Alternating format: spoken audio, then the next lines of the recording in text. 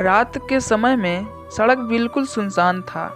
अचानक गाड़ी का टायर पंक्चर हो जाने से सीमा बहुत डर रही थी। वह गाड़ी से निकलकर खड़ी हो गई ताकि किसी से मदद मांग सके। दूर से उसे एक मोटरसाइकिल आती दिखाई दी। वह समझ नहीं पा रही थी कि उस मोटरसाइकिल वाले को रोके या नहीं। मोटरसाइकिल वाला खुद ही रुक गया। जब सीमा ने डरते हुए उसे अपनी समस्या बताई तो उसने कहा, मेरा नाम सूरज है, आप चिंता ना करें, मैं टायर बदल देता हूँ। कुछ ही देर में उसने दूसरा टायर लगा दिया। सीमा बोली, मैं आपको कितने पैसे दूँ? सूरज ने बोला, मैंने ये काम पैसे के लिए नहीं किया है, बल्कि आपकी मदद करने के लिए किया है। जब मैं मुसीबत में था, मेरी भी किसी ने मदद की थी। बस आप भी जब किसी ज़रूरतमंद को देखें तो उसकी मदद ज़रूर करिएगा।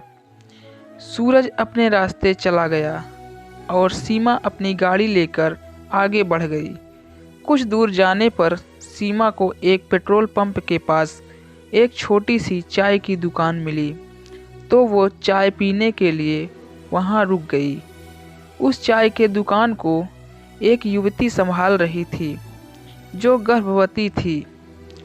उसे देखकर लग रहा था कि उसकी माली हालत ठीक नहीं थी। सीमा ने उससे बात किया तो ये बात सही साबित हुई। सीमा ने चाय पीने के बाद 100 का नोट दिया और जब तक वो युवती पैसे लाती तब तक सीमा अपनी गाड़ी लेके चली गई थी। उस युवती को कुछ समझ में नहीं आया। उसने देखा कागज़ के एक टुकड़े पर सीमा कुछ लिखकर 500 रुपये के 4 और नोट छोड़ गई थी। सीमा ने उस कागज़ पे लिखा था, जब मैं मुसीबत में थी तब किसी ने मेरी मदद की थी और अब ये मेरी तरफ से मदद समझना। वह युवती जानती थी कि उसका पति किस तरह दिन रात मेहनत करके अपने बच्चे के लिए पैसे जमा कर रहा है।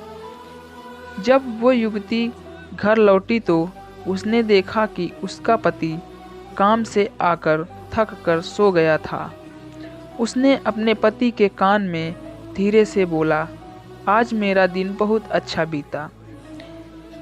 इस कहानी के पढ़ने के बाद हमें यही समझ में आना चाहिए कि हम कोई भी काम कर रहे हों, कितने भी सफल हों, पैसे वाले हों, फिर भी मदद की ज़रूरत सबको होती है। अपना दिल साफ और मेहनतकश होना चाहिए।